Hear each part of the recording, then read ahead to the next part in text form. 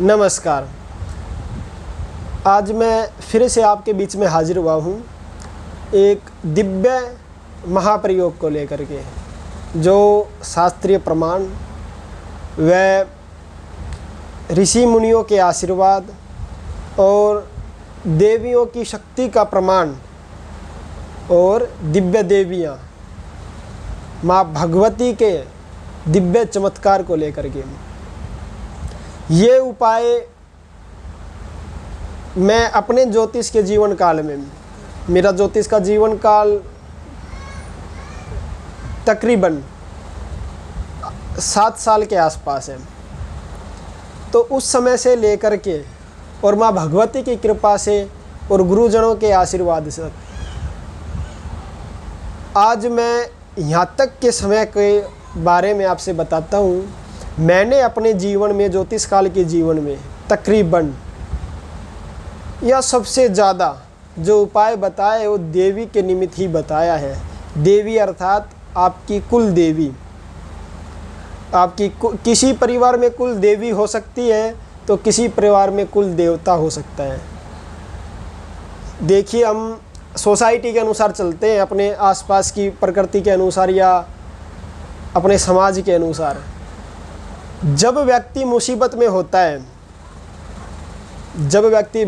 होता है और उसे ऐसा लगने लग जाता है कि उसका अभी बहुत ही माइनस समय चल रहा है, या फिर उस मुसीबत से निकलने के लिए सभी दरवाजे बंद हो जाए और वह व्यक्ति या वह जीव अपने जीवन में बिल्कुल श्रेष्ठ रहा है और उसने इस मुसीबत में अपने आप को खोया नहीं, अपने आप को ठीक समझा, या फिर कोई भी ऐसी परेशानियां जैसे कोई कोर्ट कचहरी का केस बिना मतलब का, या फिर ऐसा कोई रोग जो डॉक्टरों के कंट्रोल में भी नहीं आ रहा, या फिर कोई ज़मीन संबंधित अर्थात कोई भूमि संबंधित कोई भी परेशानियाँ, या ऐसी परेशानी जिसका कोई सॉल्यूशन मिल ही नहीं रहा,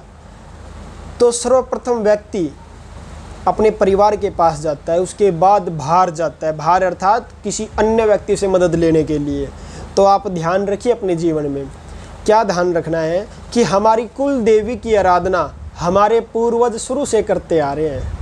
हमारे पूर्वज शुरू से करते आ रहे हैं, अपने जीवन काल से उनके पूर्वज, उनके पूरे पीढ़ी दर पीढ़ियाँ हम अपनी कुल देवी की आराधना करते आ रहे हैं। तो क्यों हम किसी अन्य व्यक्ति के पास जाएं? तो क्यों हम किसी और के पास जाएं? ठीक है, क्यों हम बड़े बड़े ज्योतिषचार्यों के चक्कर में जाएं? भाई, हम भी तो ज्योतिष हैं, कहीं ना कहीं हमारा माइनस ये, पर नहीं, हमने पहले ही बता दिया था कि हम ज्योतिष की एक नई खोज की तरफ चलेंगे। हमारा आपसे कुछ लेने की इच्छा नहीं है, परंतु आपका हित करने की इच्छा है। ठीक है, तो बता देते हैं आपसे कि सर्वप्रथम कुल देवी की आराधना करिए। कुल देवी आपकी उस प्रॉब्लम को बहुत जल्दी ही शिखर पे पहुंचाएगी। शिखर अर्थात कौन से शिखर पर? समाप्ति के शिखर पर, जहां आपके पक्ष में निर्णय आए। कैसे हम कुल देवी की आराधना करें, कैसे हम उनकी अरदास लगाएं, देखिए मैं आपसे बताता हूँ। आप नोट कर लीजिए बेशक से। भोजपत्र बड़ा साइज का, एक भोजपत्र बड़े साइज का, लाल पेन, 1.25 मीटर लाल कपड़ा, चावल साबुत 10 ग्राम और 10 ग्राम लाल रोली। दक्षिणा उसमें अपनी इच्छा अनुसार रखिए। वार शनिवार या मंगलवार। समय, किस समय ये उपाय करना है? अगर ब्रह्म मुहूर्त में कर दो तो सबसे बढ़िया बात है, स्नान करने के उपरांत, या फिर सूर्य उदय होने के 1 घंटे के अंदर अंदर, अर्थात आप 6:15 बजे इस उपाय को कर दीजिए। कैसे करना है? भोजपत्र के बिल्कुल शिखर पर, सेंटर में अर्थात मध्य में स्वास्तिक बनाइए। स्वास्तिक कैसे बनाना आप देखिए, ऐसे बिल्कुल ऊपर की तरफ ये भोजपत्र हो गया। भोजपत्र के बिल्कुल ऊपर की तरफ यहाँ एक बिंदी लगाइए और बिंदी से 4 रेखाएं, बिंदी से 4 रेखाएं, ऐसे स्वास्तिक बनाने हमने, ठीक है।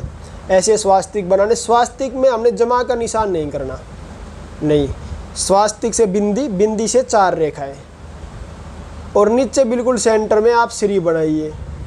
श्री बनाने के बाद जो बीच में जो स्पेस बचेगा, ये लाल पेन से लिखना है, हे कुलदेवी, जो आपकी कुलदेवी का नाम है, जिस स्थान की कुलदेवी आपकी, जैसे हमारी कुलदेवी चंदू बुडेडा की है, चंदू बुडेडा की कुलदेवी हमारी, तो हम क्या लिखते हैं या मैं क्या लिखूँगा, हे कुलदेवी, हे दयानिधे, हे करुणामयी माता, मेरी ये इच्छा है और मेरी इच्छा पूर्ण होने के बाद मैं आपका अच्छा करूँगा समय स्थिति अनुसार।